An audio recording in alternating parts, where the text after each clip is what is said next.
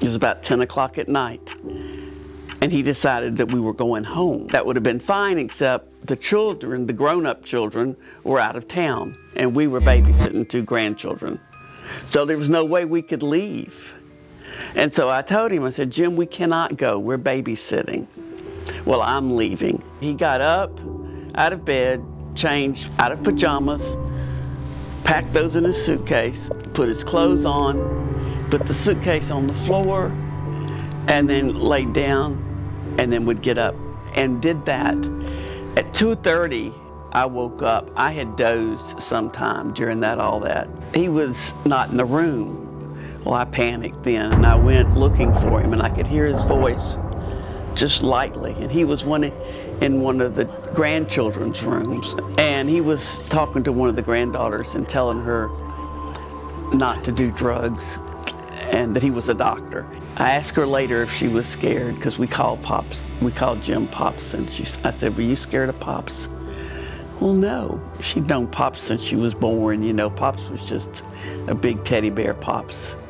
And so I walked him back to the room, and he finally was getting tired, so he changed back into his pajamas. And he laid down, and I said, I'll be glad to go sleep on the sofa. And he said, no, that's all right. You're a friend. You can stay there. And I said, well, thank you. I call that the day that things changed. He really just didn't know who I was. Now, you could sometimes ask him, who is she, or what's your wife's name? And he would think about it. And he sometimes did call me by my given name. He would say the whole name. It's the long goodbye. I wish now that I had not tried to protect my feelings so much and had tuned in more to how I was feeling. I was trying to be strong and just handle things the way they needed to be handled. So I felt myself somewhat distancing myself, maybe sometimes how I related to him. And that's the one thing I wish I had not done. But hindsight is always wonderful. But I will tell you this.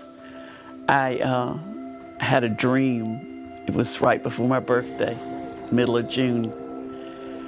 And when I came to, I was sitting on the side of the bed with just the biggest grin on my face ever. And I had dreamed about Jim. He was probably in his 40s. And he was clean shaven. He'd had a haircut. And I remember that I reached up and rubbed his cheek. And he had just a little stubble. And I remember in my thinking when I came to, oh my gosh, I felt his chin. He had his cheek, he had a stubble. Also, there was this one hair somewhere on one side that must have grown strangely. That hair was there, it had grown out just a little bit. And I remembered in my dream thinking about that little hair that had grown out. And I woke up and it was like Jim gave me a birthday present. It was just, he was smiling. I hadn't seen him smile in years. And oh my gosh, I haven't been that happy in years. It was just happy birthday, Wendy. And I loved it. And you can see it still makes me smile. It was just, I'll have that with me forever. And it helped erase the last few pictures I had taken of Jim when he was extremely ill. It took away the gauntness, I don't see that as much anymore.